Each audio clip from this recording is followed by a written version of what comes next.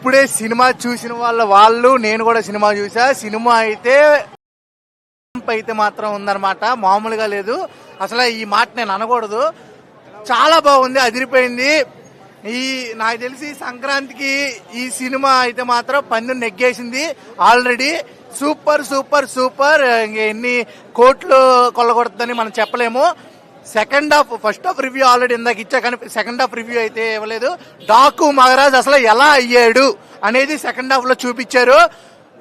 తమన్ గారు నిజంగానే ఒక ఫ్యాన్ అన్నట్టు ఏం తాకి కొట్టారో ఆ బ్యాక్గ్రౌండ్ స్కోర్ అయితే మాత్రం ఇరక్ కొట్టేశారు అనమాట. స్పీకర్లు నిజంగా పగిలిపోతాయి, చాలా బాగుంది. ఒక ఫ్యామిలీ ఎమోషన్ అయితే కూడా ఉంది, ఎమోషన్ ఉంది.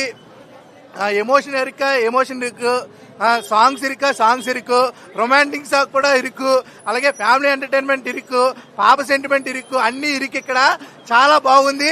మీరైతే థియేటర్కి వచ్చేసేయండి. అంతవరకు state Yoon to Telugu 70mm. నాకు తెలిసి 2 రోజులు డాకు మహారాజ్ అదే ఉంటది, ఇంకా డాకు అనేది ఉంటది. రేపు ఎల్లుండు తర్వాత సంక్రాంతికి వస్తున్నాం. సంక్రాంతి అయితే మాత్రం డాకు మహారాజు పందెం కొట్టేసింది.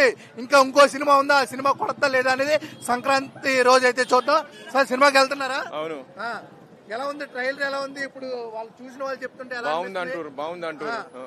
సరే వెళ్ళి మంచిగా వెళ్ళి ఆ విజయోత్సవం ఎంజాయ్ చేయండి. Thank you. ఇక పెద్ద ఆయన కూడా, ఇక ఇక్కడ ఒక పెద్ద ఆయన అంటే బాలయ్య బాబు అంటే మామూలుగా ఉండదు, తొడగొట్టే ఫ్యాన్స్ ఉన్నారు.